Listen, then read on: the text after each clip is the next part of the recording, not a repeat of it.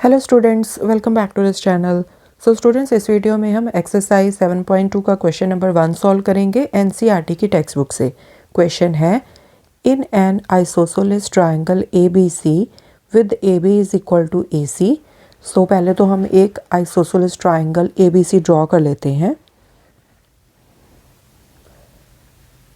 सो आपको पता है ना कि आइसोसेलेस ट्राइंगल कौन सी ट्राइंगल होती है जिसकी दो साइड्स इक्वल होती हैं। सो इसको नेम दे दो ए बी सी। अब इसमें हमें गिवन क्या है, A B is equal to A C. ठीक है। The bisector of angle B and angle C intersect each other at ओ।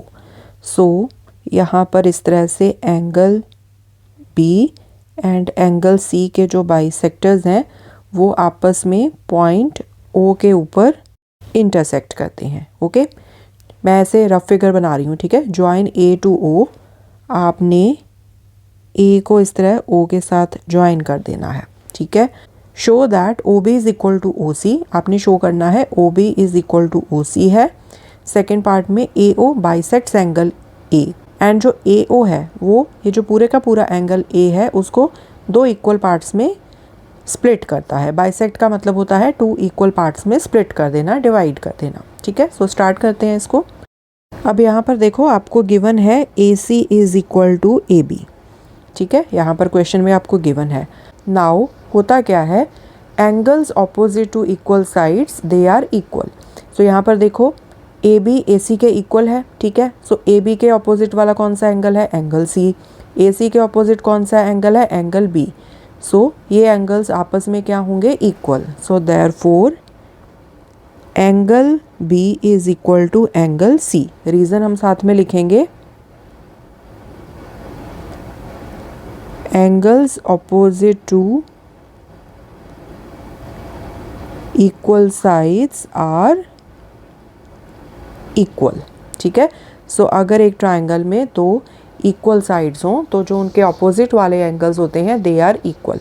ठीक है जी।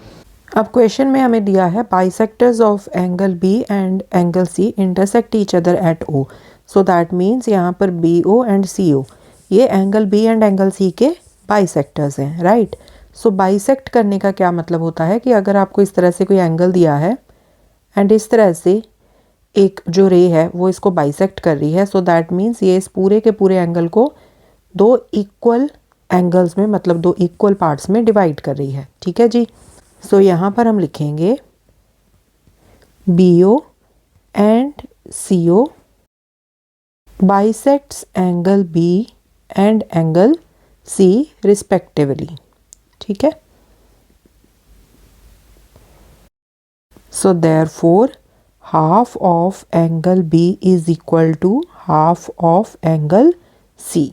ओके। सो यहाँ तक तो कोई प्रॉब्लम नहीं है। सो सिंपल सी बात है, अगर आपके पास दो 60 डिग्री के एंगल्स हैं तो उनका जो हाफ होगा, 60 का हाफ कितना होगा, 30 डिग्री। यहाँ पर 60 का हाफ कितना होगा, 30 डिग्री।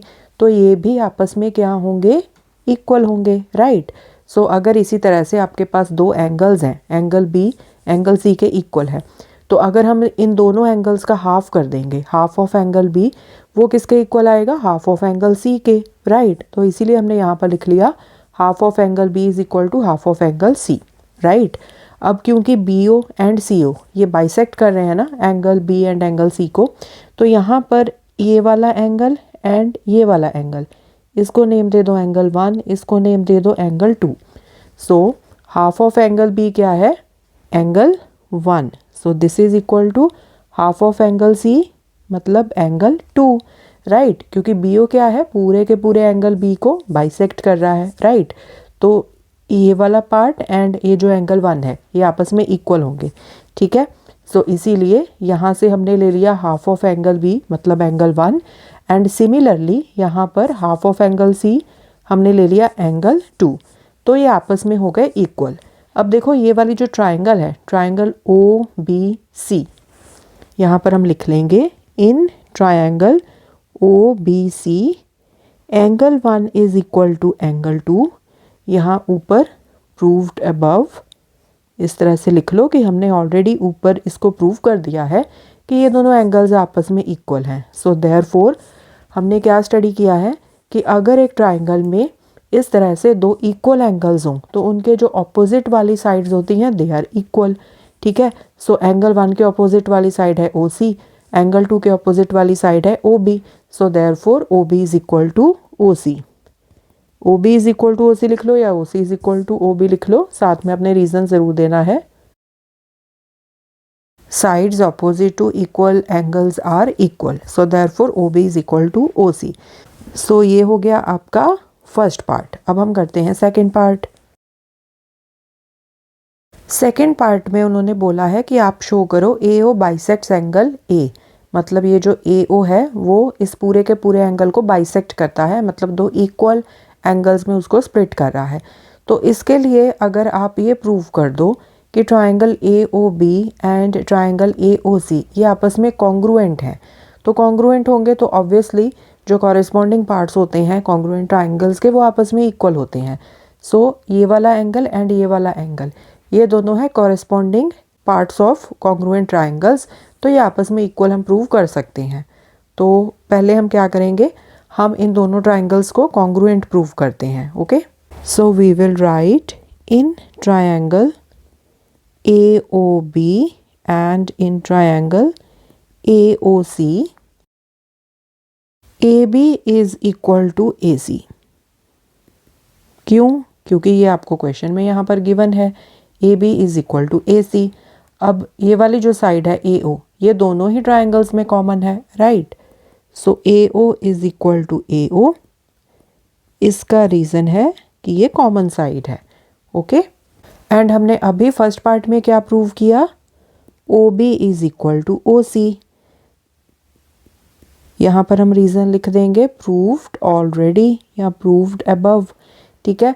अब यहाँ पर देखो तीनों ही साइड्स आपस में इक्वल हैं, so therefore triangle AOB is congruent to triangle AOC। कैसे? By SSS congruence rule.